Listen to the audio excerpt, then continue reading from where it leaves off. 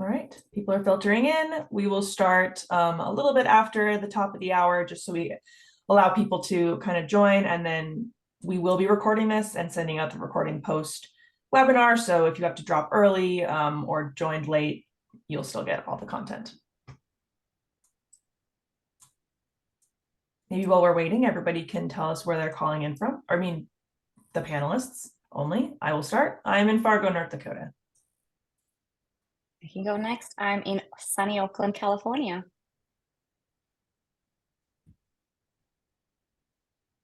I'll go next. Yep. I'm in Montreal, Canada. Nice. And I actually happen to be in Idaho Springs, Colorado right now. We are on a little Endear like sales all hands get together meeting this week. So we decided to do it in Colorado. Usually I'm in New York City though. Nice. But today I'm in Colorado. Nice. It's exciting. Are you guys having nice weather? It's actually gorgeous here.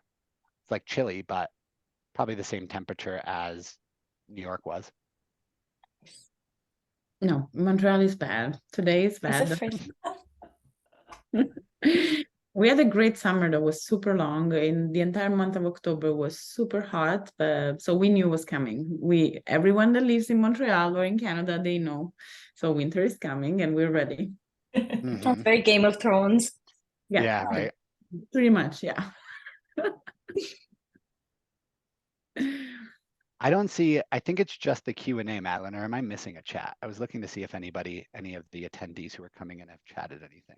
Oh yeah, the chat box is right next to the Q&A, to the left of the Q&A. Gotcha, okay. And I think we're 3 minutes after, so I think we'll go ahead and get started. I'll start off with a little intro and then I'll kick it to you guys. My name is Madeline Anderson. I'm the partnerships manager at Endear. And you should be able to see my presentation. So if you can't, please write into the chat. That being said, if you have any questions or just want to say hi to the panelists, you can submit questions to the Q&A box and you can say hi to the panelists in the webinar chat. You should be able to see that just like at the bottom of your Zoom. And we are going to start the presentation. Koshi's going to kick us off talking a little bit about Shopify, and I will be muting myself and turning my camera off. So I will switch the slide also. Go ahead. Thank you, Madeline. And hi, everyone that's joining us. I'm Samarasinghe, and I work for Shopify. As you might know, we are the e-commerce company. So to tell you a little bit about us, we have obviously got a ton of e-commerce scale. We have billions of dollars in GMV, millions of transactions, and we have millions of customers. It's taken us a while to get here, but over the past few years, we're bringing that same rigor to offline commerce. I'll just borrow a line from Apple. They say it just works, and that's what we're always aiming for. So because of our focus on infrastructure and engineering over the last few years, we've built the architecture to do unified commerce better than anyone else. And what does that really mean? It means that Shopify point of sale is a big deal. 1 in 10 Shopify e-commerce stores use Shopify point of sale. Point of sale is available in 175 different countries and 21 languages. And we support brands that have a global footprint. On top of that, Shopify Payments hardware is available in 14 countries. We now support up to 1,000 inventory locations with unlimited devices at these locations. So as you can see, we're continuing to invest in point of sale, to innovate with our partners and our merchants. And point of sale presents a huge opportunity for both retailers and partners. And I couldn't be more excited to be here today with one of our most creative and innovative retailers, Psycho Bunny. And I want to thank Endear, who's always been an amazing Shopify point of sale advocate, always innovating with us and the first to build and try new things. Thank you, Casey and Madeline, for facilitating this and for the great partnership.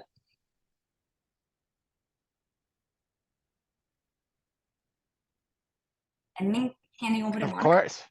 Oh, I think I'm next. Yes. Yes. Hi, I'm Casey. I'm here on behalf of Endear. So a lot of people call us a clienteling tool. I think that kind of sells short what we do. So I like to say retail CRM, really.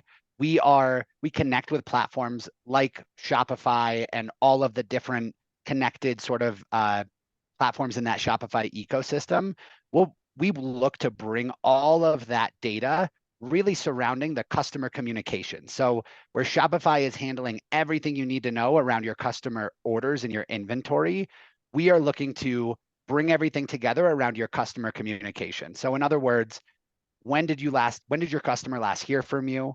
What did that message say? Did that message do well? Both from a marketing perspective and bringing that all the way down to the store level where we really focus on.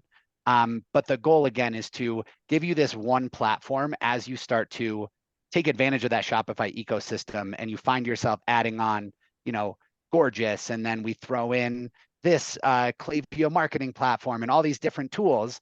Before you know it, you're like, how many times has that customer heard from us? There's 8 different platforms that have automations going out to them. We are that place where you centralize it all. And really, we are that place where you do your one-on-one communication with your customers and you manage your sort of sales and personal outreach. And I'll pass it over to Monica. Well said, Casey. Hi, I'm very excited to be here. I'm Monica. I lead the Omnichannel team here at Psycho Bunny, where we take care of the e-commerce business, the post-purchase experience, and CRM and customer service. So it's very valuable what Casey was mentioning. It's really Endear help us to put all that together. And let me tell you a little bit about Psycho Bunny. For who doesn't know the brand, is a men and kids wear clothing company. The brand was founded around 2005. However, we really start expanding and accelerating our D2C presence about 5 years ago. And now we have 80 brick and mortar location with a very stable e-com business and with a plan of expansion and continue to expand our retail presence.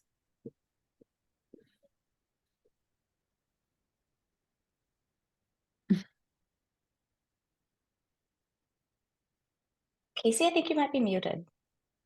Sorry. The next piece of the webinar, we're kind of going to jump into what I'll call like the Psycho Bunny story here and how Endear and Shopify came into play with that story, because it has been one of the most successful ones, especially if you look at the last year or so in retail. So we really want to detail that. What we're going to do is Koshi and I are going to sort of talk about the story from our perspectives as the, respective platforms of choice here, with sort of bringing Monica in to comment on certain pieces. And then we'll have a Q&A with Monica at the end. So if there's any questions you guys have as we go through the story, we'll definitely make sure we get to all of them. So I think we kick it off with the Shopify piece here.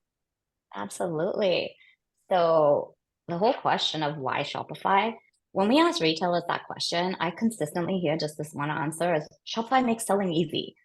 So honing into why we're able to do that, we reduce complexity by having this centralized back office, because ultimately it's really difficult to build and scale a unified commerce experience when you have in-store and online sales managed in different systems, right? So with this centralized back office, Shopify makes it easier to manage all these multiple selling channels, which we will talk to Psycho Bunny about because they're doing that really well. Giving retailers this real-time insight to power those really quick decisions, and to make them able to really innovate with the right data at the right time. The other piece is, as I said, it's easy.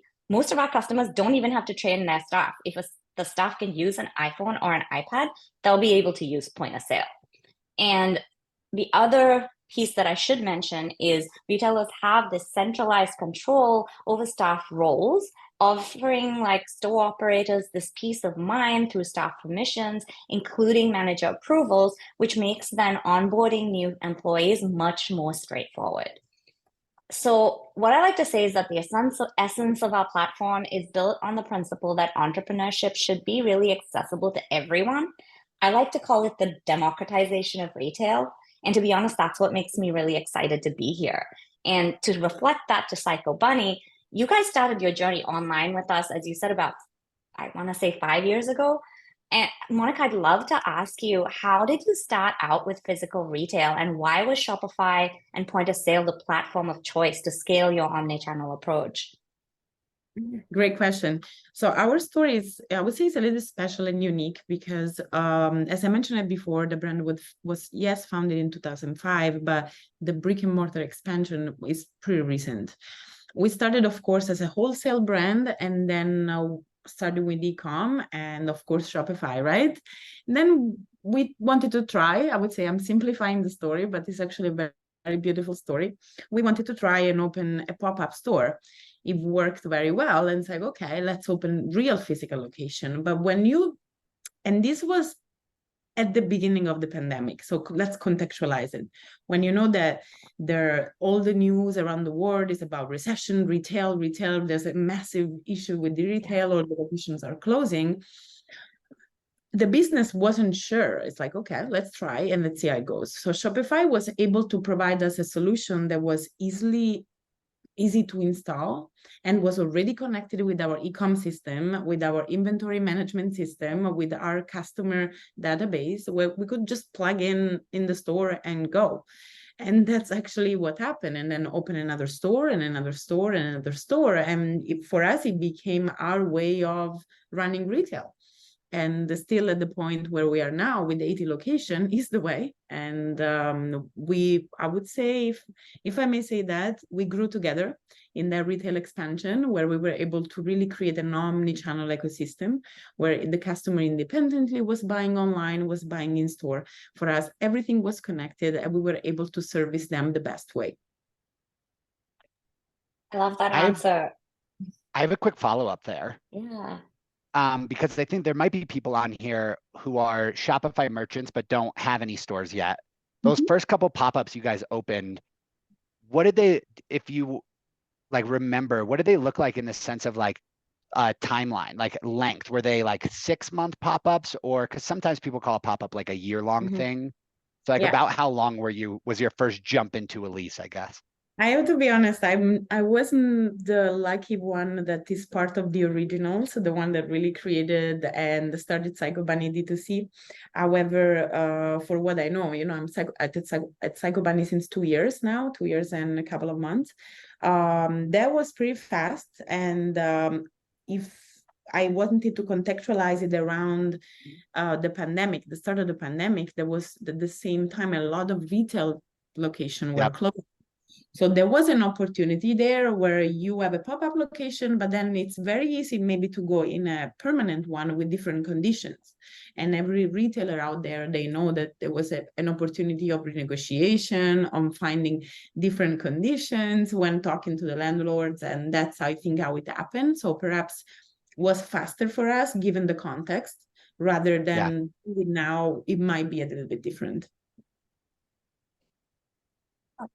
So with that, talking about your stores, like the research we have shows that for most successful merchants like yourself, retail locations are not just a sales channel, right?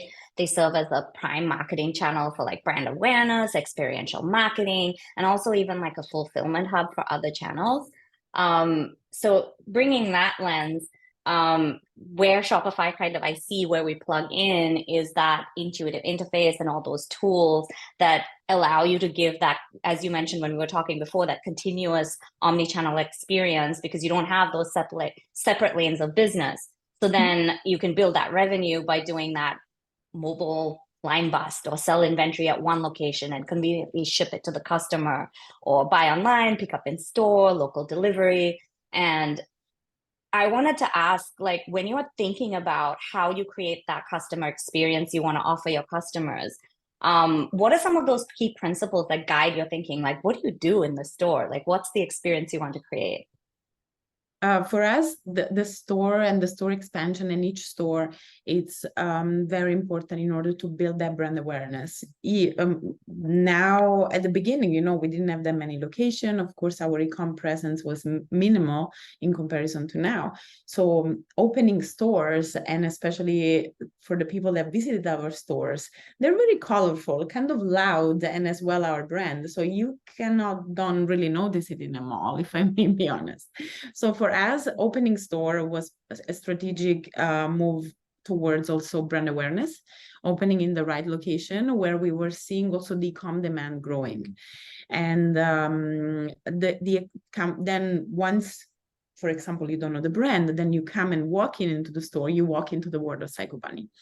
One of the most important things that we mention every day and we take care of every day is the quality. So the quality of our products is the most important thing for us. We want to make sure that the customer knows us and come back to us because they recognize the quality of our product, but that quality needs to go together with the experience that they have.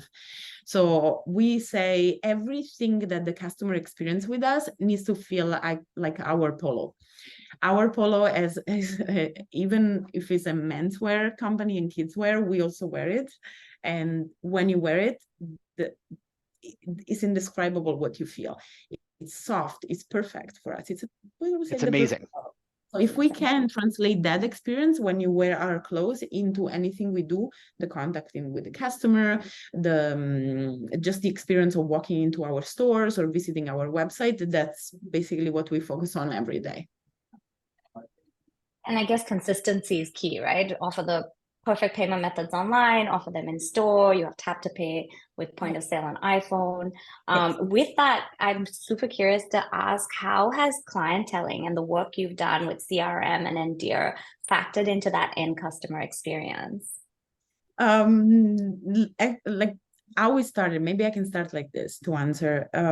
We started at the beginning opening, those 10, 15, 20 stores, and we wanted to create a relationship with our customer, because as much as we care about the quality of our product, we care about the quality of the relationship. It's not about you come in, buy your polo, we don't want to hear from you again, or we don't really care and we're going to bombard you with marketing, email marketing.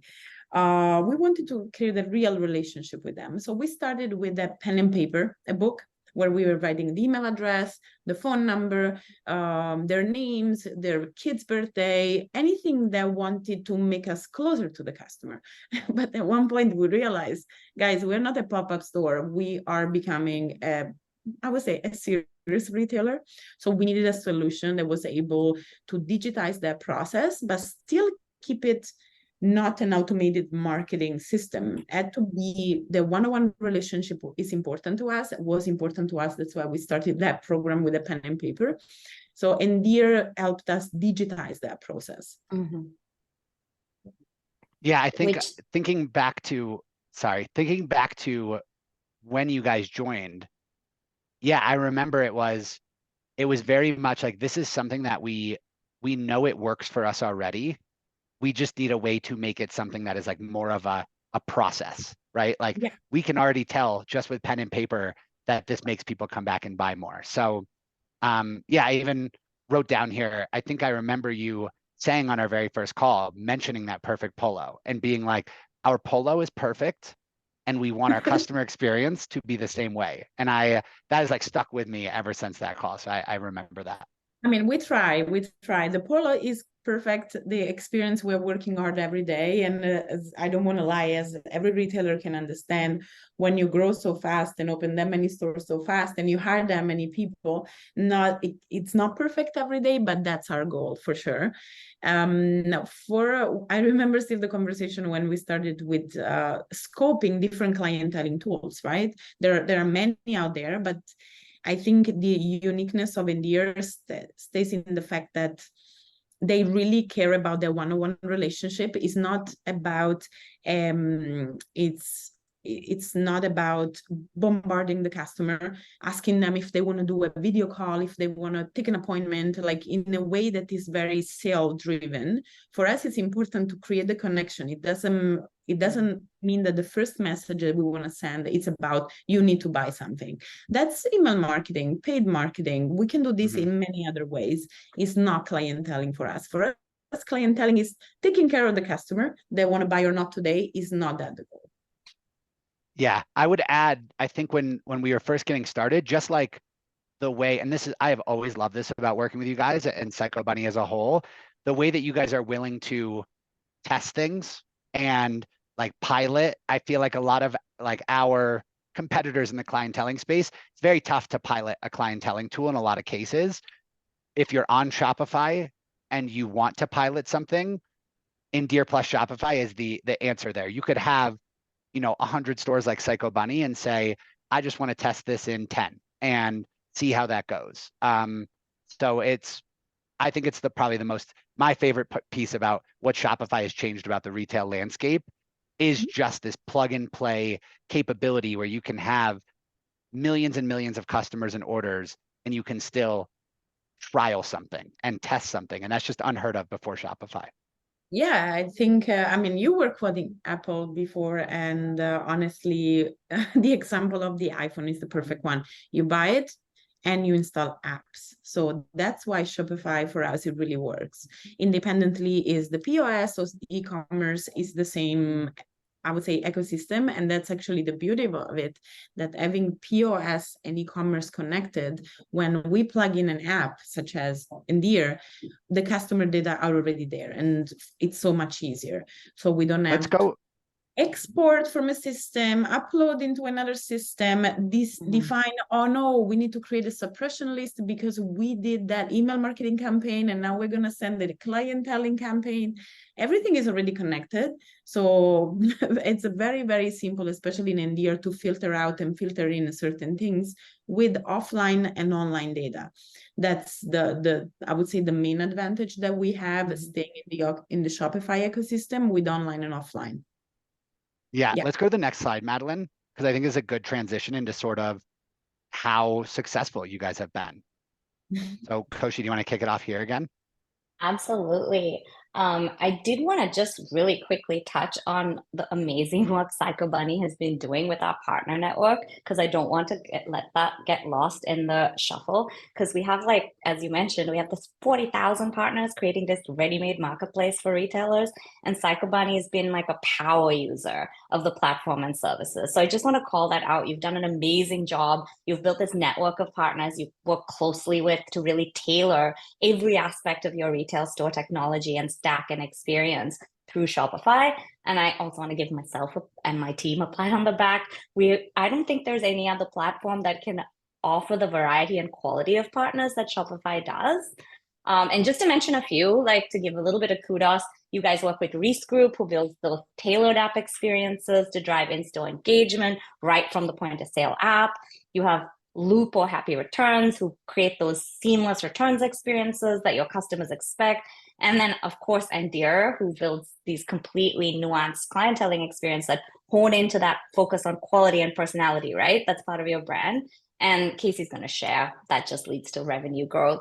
So having said that, let's just talk about growth. We talked about 80 stores. 20 stores in one quarter is what I really want to focus on. Can you tell us how that went? What was it like to ramp up staff in 20 stores in such a short timeline? Oh boy. We can answer your madness, but was as exciting. One thing that really makes us proud and happy here at Psycho Bunny is the teamwork. It's impossible to create something like that in that time frame if the team doesn't work together.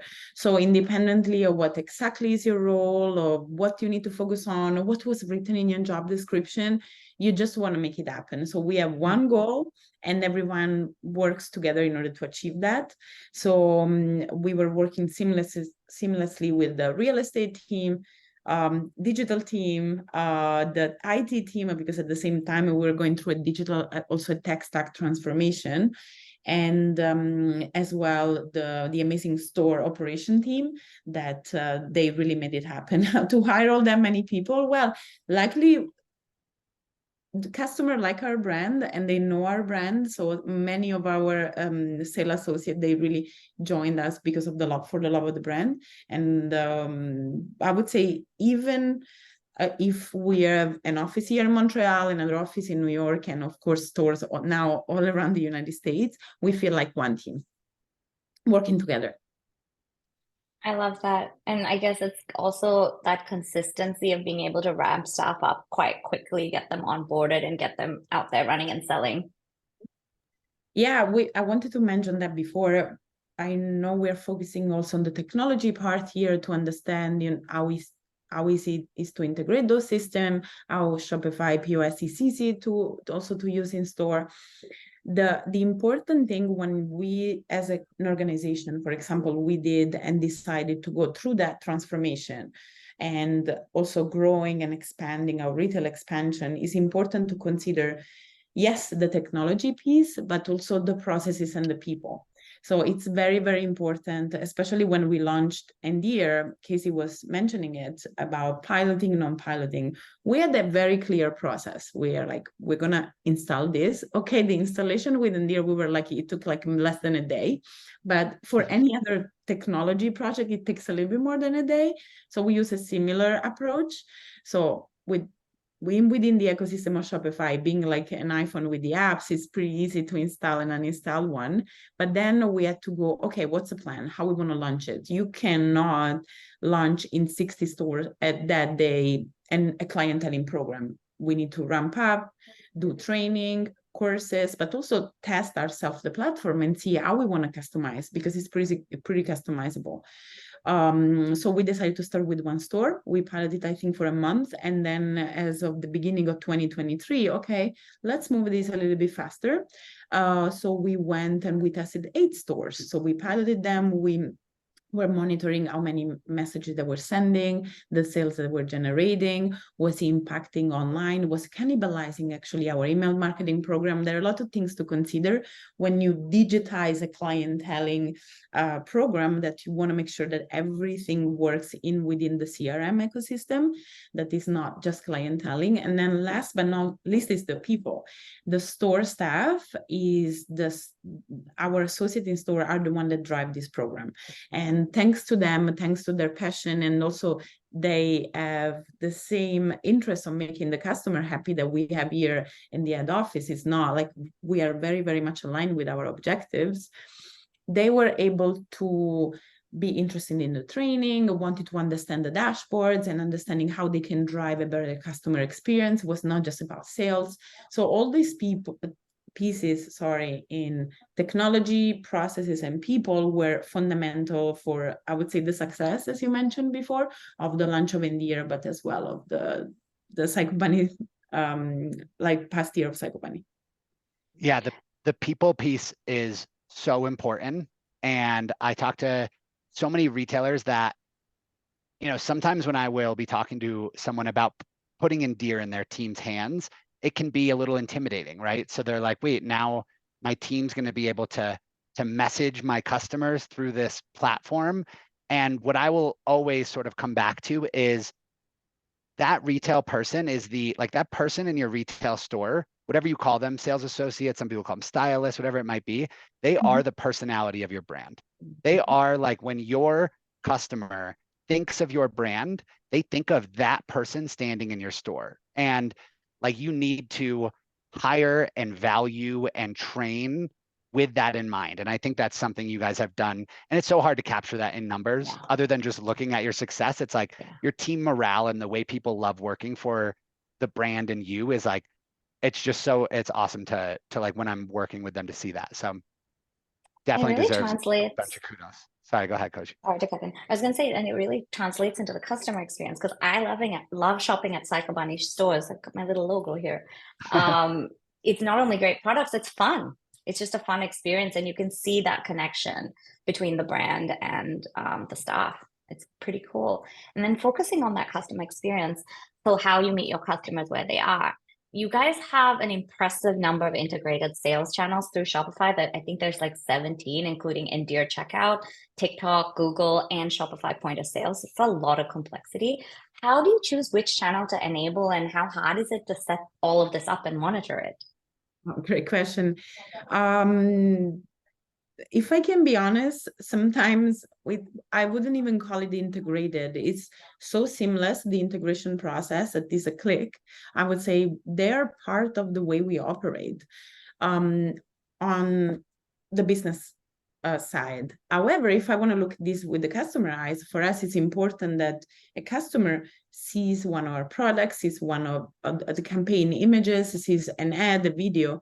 We want to make sure that it's easy for them to buy. Of course, we didn't get to the perfection of our Polo in the customer experience, but that's what we aim to do with all those integrated sales channels.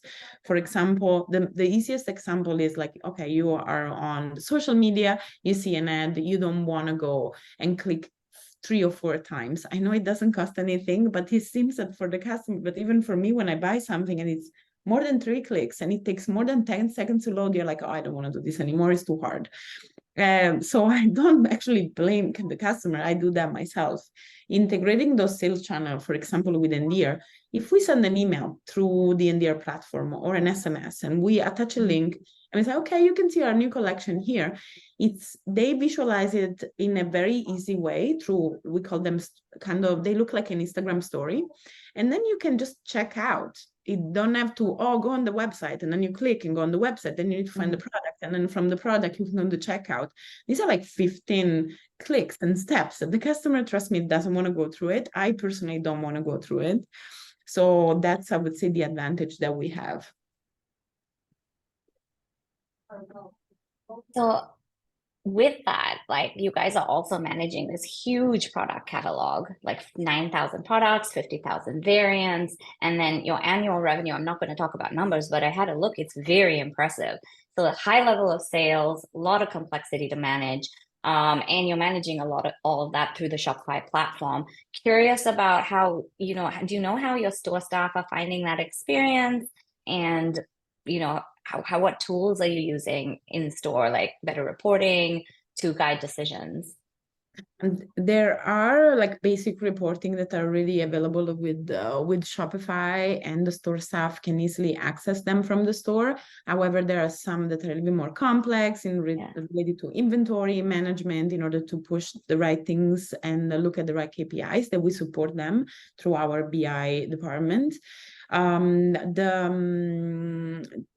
The complexity overall around the POS and Shopify POS is not in the system or the interface itself, because it's very easy to use. I do have it on my iPhone. I can really access a POS right now, and I can simulate a transaction. It's very user-friendly. You don't necessarily need the training. That's why our training, when our staff in store starts, the training doesn't last many days. It's very easy to learn how to use the POS. I would say the complexity might be when you're used as a retail associate, you're used to work with certain system, and then you go in a reality that is extremely different. It's the same with, you're using Android and then you go iPhone, or vice versa. It's not that one is better than the other, it's just that they're different. So when you switch, might be that complexity around the learning curve. But overall, we didn't have really major issues into like the POS. Of course, if you're not used to it, you need to learn, but that's about it, I would say. Awesome. And then I have one final question. So I know Shopify is leveraging the Plus program, and you have the benefits of this very stable e-commerce platform, and also the benefit of working with amazing partners like Endear. I know Endear, being the innovator you are, they rolled out a new UI extension that lets your staff in Psycho Bunny stores send these very personalized messages to customers right from point of sale, from like the smart grid. How is that having that functionality in store helped associates be more effective in connecting with your customers? Sorry, I want to answer the question, but I also want to go back to something you mentioned before, all the partners we work with and the risk group you mentioned. Yeah. That's how we see the POS. It's how we see our e-commerce. I don't know how many in the audience are familiar with e-commerce development, front end versus back end. The same concept for us was translated into POS, where you like something, you can buy Shopify is kind of the engine, but then you can customize and make it look like how it's easier for you. And it's basically just a front end change, means it's not going to really impact your processes or something that you cannot change once you build it differently. So for us, how we then, going back to you and to answer your question, when we build the interface of the POS for the store associate, and for who doesn't know, the POS of Shopify runs on an iPhone or an iPad. Also, they have new products that are very even easier to use. The interface is, you can make it look like you want. It's not a kind of a computer that you need to click and go and next and use a mouse. It's very easy. So there are like the apps on an iPhone, you can click and open, or you can have your POS open, and that we call them tiles. We can customize that portion. So for us, at times we have need of prioritizing clienteling and having it there. At times we have, during the holiday, we have different needs.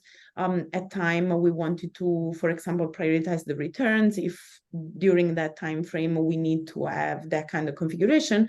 So it's agile and move with us. So for us, POS and having configured that way is the way to go, especially growing so fast. You don't exactly know what you need. I don't want to lie to anyone and say, oh, when we were at a 20 store count, we decided to configure the POS and now it's the same now.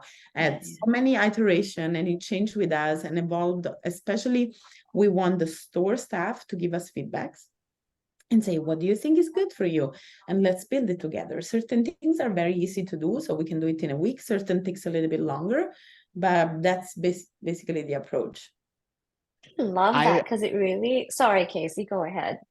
I was going to say the same thing. I've never heard anyone describe designing their like POS and their retail store processes in that way of like thinking about it in the same way you think about your e-commerce development. I think that's a really cool concept. Definitely, I'm going to take that away from this. I'll probably use that. My background is in e-commerce, so for me, it's easier to apply that way of thinking.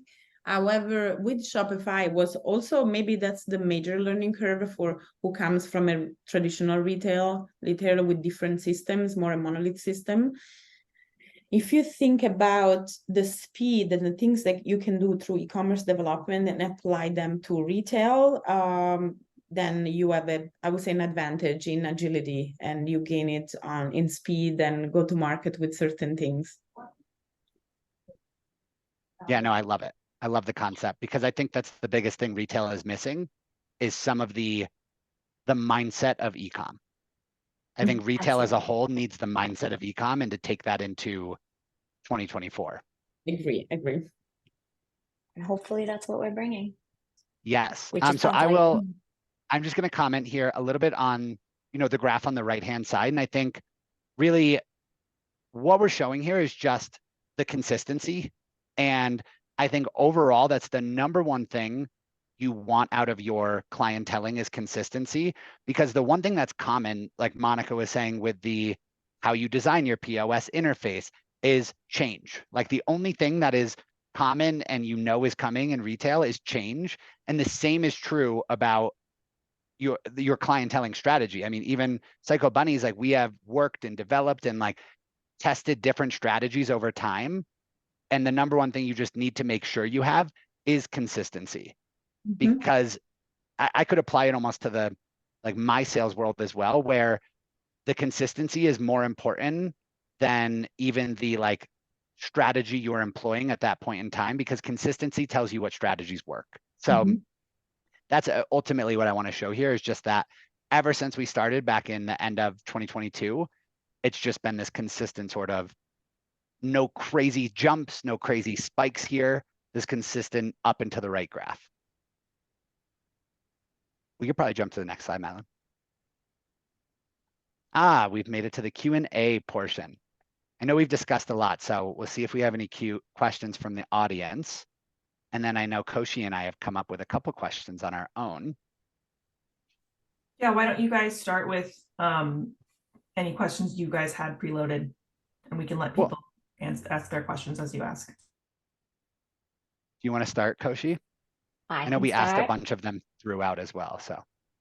I think one of my key questions is, Monica touched on this a little bit before, but you guys launched in such a tough economic climate.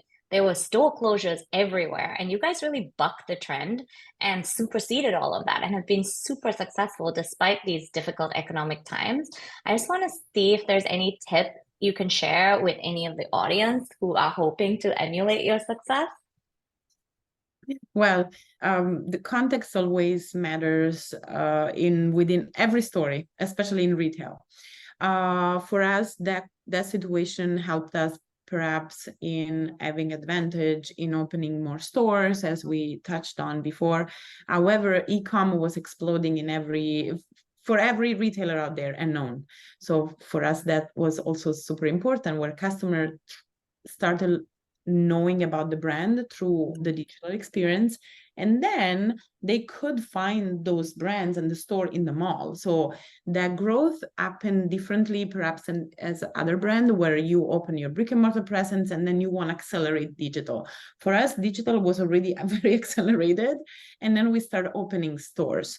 And we start opening stores strategically where the e-com demand came from. So that kind of ecosystem region was created. We call them omnichannel customer. For us, there's no online or offline. It's one customer. They like to visit us in store and buy online. They like to buy online and then return in store. So we just want to make it possible for them. That's what I think, together with, of course, the quality of our product, made it possible. Thanks, My question would be, and maybe not Psycho Bunny as a whole, but you personally, where are you focusing in 2024? Where do you see like your biggest, like, this is where I'm going to tackle? As you know, because you were with, I would say, with me since I started 2 years ago. We went through a lot of projects in the past 2 years. We rebuilt our tech stack. We opened so many stores. We grew the team a lot. So I think for us, the focus, and for me specifically, is really to stabilize everything, continue to stabilize. This year was also very important for us, especially in the past 2 quarters. But do things better, perfection everything that we have done. My personal focus, I really want to make sure that we solidify our processes within the CRM and understand how all those pieces come together between, the traditional email marketing, SMS marketing, in-store clienteling, and how also our media ecosystem is going to work around CRM. Awesome. Did you have any others, Koshi? No, I think I peppered you with so many I was going to say, questions. we've asked you quite a bit of questions already today. You felt like an interviewer. Yes, I think you said at the beginning, if anyone has any questions that maybe they're too afraid to ask, if they're sitting in the audience, they can connect with you on LinkedIn. Is that the best way? Yes. I'm not the fastest in responding, as also emails, as Casey know. What? No. Back to you. We do have one question in the Q&A. It's about store closures. Psycho Bunny has superseded all of those store closures despite having difficult economic times. What do you think contributes to your success? Well, Koshi kind of, I was going to say, I think it's kind of the same question as Koshi's. Yeah. Similar. Great minds. Yeah. Must be somebody from Shopify. It was anonymous. I mean, I can answer also a little bit differently. It's like context matters. So for us, the brands that unfortunately temporarily they were closing their stores, and I lived this from my past experience. I was part of different retailer, and we went through a challenging time. Was also because they were in a different maturity level. So there are some brands that were immature. They had, 500, 600, 700 stores within the United States and thousands across the globe. Psycho Bunny was different. We had a small client base that was loyal to us, was mainly online and wholesale. And then we started opening, we had like around 20 stores. So for us, maintaining an operation is very different than maintaining a 700 stores operation. So the decision taken behind which store closes and which open is different. I've seen it behind the scene, and that's perhaps how can I help us answer the question differently. I have one final question, I think, to leave the people with.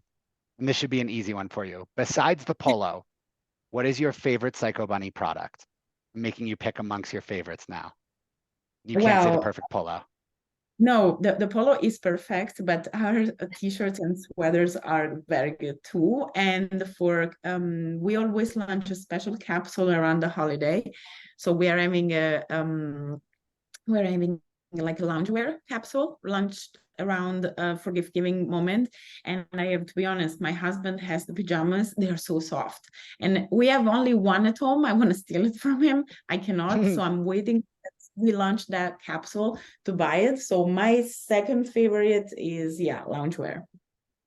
I'm for gonna keep now. my eyes peeled for that because I've always thought that about the polo. I'm like, I could wear this to bed maybe. Yeah. So now you've given me something to wear to bed. I love that. Yes, that was To it. say the swim shorts are also pretty great. Like I bought some for my husband and it was probably his favorite Christmas present.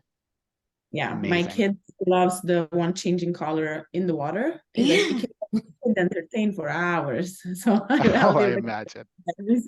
Yeah. Awesome. Well, thank you so much, Monica. Thank you, Koshi. Thank you, Madeline, for organizing. Yeah. As we close up, last thing we'll say is if Shopify or Casey at Endear, I know what Endear's answer is, so I can answer if you want me to, Casey, but anything fun, Monica's mentioned this holiday bundle, but is there anything fun happening for Black Friday, Cyber Monday promos at Shopify? And then I can speak on Endear too. Well, wait, I can continue. Wait, just want to close it. We're not just launching pajama, but we launched part of our holiday collection, but it's very, very exciting. We recently launched our new holiday campaign. And of course, I think everyone should sign up to our email and SMS and know what's going to come for Black Friday. That is super exciting as well. Sorry, I didn't want to back, but that was not just it. We're not gonna only have pajamas. And you can walk into your local Psycho Bunny store and you can give them your email and phone number and they'll personally email you and text you. It's all connected, right, Casey? And to be honest, in my world, it's all about platform stability and making sure everything is working seamlessly for our retailers on Black Friday and through the holiday period. So most of our work is around that. And most of our promotions actually are internal for telling our sales and merchant success organizations about all the promotions Endear and our other partners have to make sure we're reflecting those to our merchants so they can really take advantage of them. Over to you, Casey. Casey, I can go over this. Yeah, I'm going to let Madeline take away our BFCM promo. I think she might know the details even better than me. Totally. So I'll send this out in the follow-up information, but we do have our Black Friday, Cyber Monday promo up until November 1st. So that'll get you unlimited pre-built integrations, complimentary data cleanup, dedicated retail sales consultant, and preloaded campaign templates, plus 20% off your subscription. So that'll be all up in the follow-up, and you can always reach out to myself or Casey with questions, or Koshi. Emails are here. I guess my email's not here, but Casey's more important. So you can find him, and like they said, Monica on LinkedIn. I wouldn't say I'm more important, but thank you. Maybe if you're trying to buy Endear, then I might be the right guy to reach out to. Yes, but if you want to talk partnerships, I am your gal. Thank you so much. I'll talk to you guys soon. Thank you all so much. Bye, everyone. Bye.